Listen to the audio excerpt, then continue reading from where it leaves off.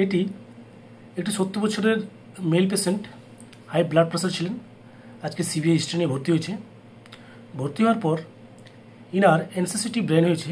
এই এনসিসিটি ব্রেনে আপনারা দেখতে পাবেন যে 4.58 ইন্টু 3.43 সেন্টিমিটার একটা অ্যাকিউট সেরিব্রাল ব্লিড রয়েছে। এই যে সাদা রঙের যে অংশটা দেখতে পাচ্ছেন, এটা কিন্তু আলটিমেটলি তার হচ্ছে ব্লিড। এরপর এর ব্রেনের ভিতরে যদি আমরা যাই, তো আমরা এখানে দেখতে পাবো ওনার কিন্তু ইন্ট্রাভেন্ট্রিকুলারও ব্লিড রয়েছে। ইন্ট্রাভেন্ট্রিকুলার ব্লিডের পাশাপাশি ল্যাটারাল ভেন্ট্রিকেল এবং থার্ড এবং ফোর্থ ভেন্ট্রিকেলেও কিন্তু ওনার ব্লিড আছে। আপনারা যদি ব্রেনটাকে একটু আরও কাছ থেকে দেখেন, বুঝতে পারবেন এই যে সাদা যে জিনিসগুলো দেখতে পাচ্ছেন, এটা কিন্তু আলটিমেটলি ব্লিড।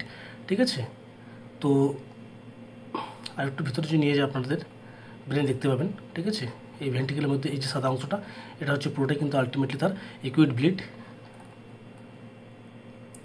সুতরাং এই পেশেন্টের ক্ষেত্রে যেটা হয়েছে যে এর ব্রেনে কিন্তু একটা অ্যাকিউট ভেন্ট্রিকুলার ব্লিড রয়েছে, সঙ্গে হচ্ছে আপনার অ্যাকিউট সেরিব্রালও ব্লিড।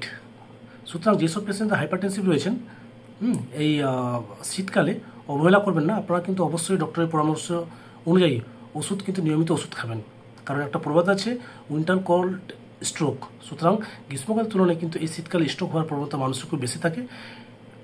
তারই একটা ছোট্ট উদাহরণ আপনাদের সামনে আমি তুলে ধরলাম। যাই হোক, আপনারা ভালো থাকবেন, সুস্থ থাকবেন। ধন্যবাদ।